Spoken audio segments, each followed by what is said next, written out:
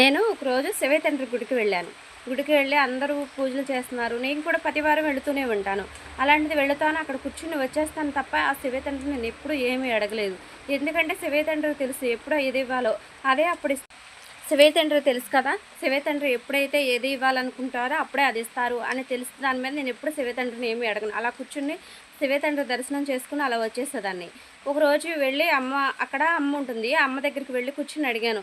అమ్మ, నాకేనా ఈ కష్టాలన్నీ లేకపోతే అందరికీ ఉన్నాయా భూమి మీద? నేనైతే ఏ రోజు నా కోసం దేవుడిని ప్రార్థించలేదు, అడగలేదు. ఎందుకంటే నా చుట్టూ ఉన్నవారు బాగుంటే చాలు, నేను కూడా బాగుంటాను అనుకునేదాన్ని. మరి ఎందుకని అందరూ నన్ను ఎక్కువగా ద్వేషిస్తున్నారు? నేనేం తప్పు చేశాను? నేను మాట్లాడే మాట తప్పుగా ఉంటుందా? లేకపోతే నేను ఎక్కడైనా తప్పు చేస్తున్నానా అమ్మ అని అడిగాను. అప్పుడు ఆమంది, నువ్వు దేవుడిని ఏమీ అడగట్లేదు, అందరూ బాగుండాలి, అందులో నేనుంటే చాలు అని ఒక్కటే అడుగుతున్నావు కాబట్టి తప్పకుండా నీకు ఏదో ఒక రోజు విజయం అనేది వస్తుంది. నువ్వు బాధపడొద్దు. కష్టాన్ని చూసి కష్టం నీకు ఒక్కదానికే ఉందా? లోకంలో అందరూ కష్టాలు పడతారు, కానీ కొంతమంది కష్టాలు బయట పెడతారు, మరి కొంతమంది కష్టాలు బయట పెట్టారు. కష్టం లేకుండా ఉన్నవారైతే ఎవరూ లేరు. కష్టం లేకుండా ఉన్నవారైతే అసలు సమాజంలో కూడా ఎవరూ లేరు. మనం తిన్న అన్నం అరగడానికి ఏదో ఒక పని చేయాలి కదా! అలాగే మన మనసు కష్టం అనేది ఎవ్వరికొకరికి ఏదో ఒక కష్టం ఉంటుంది. కష్టం లేకపోతే దేవుడిని మనం మర్చిపోతాము అని చెప్పింది అమ్మ. నిజమే కదా! కష్టం ఉంటేనే కదా మనం దేవుడి దగ్గరికి వచ్చేది. కష్టం లేకపోతే దేవుడిని మనం మర్చిపోతాం కదా అన్నాను. అవును, అట్లాగే ఒకటి గుర్తుపెట్టుకో నువ్వు పచ్చడి మెతుకులు వేసుకుని తిన్న రోజు మాత్రం మర్చిపోవద్దు. ఎందుకంటే ఆ రోజు పచ్చడి మెతుకులు వేసుకుని తిన్నావు. ఈరోజు నువ్వు బిర్యానీ తింటున్నానని బిర్యానీ గుర్తుపెట్టుకోవద్దు.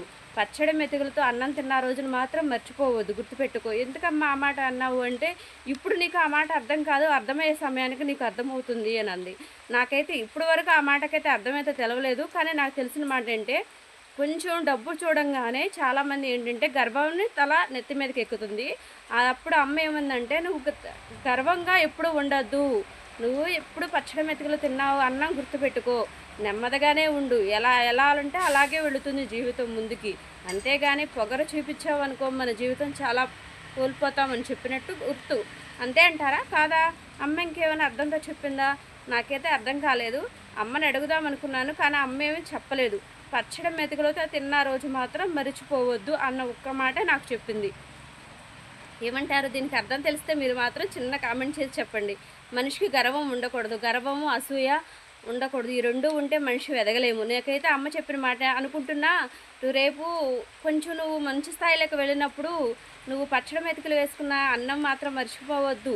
అంతే, నువ్వు కూడా మంచి స్థాయిలో ఉంటావు, కానీ నువ్వు కింద నుంచి ఎదిగి వచ్చాను అన్న విషయం గుర్తుపెట్టుకో అని చెప్పినట్లు నాకు గుర్తు.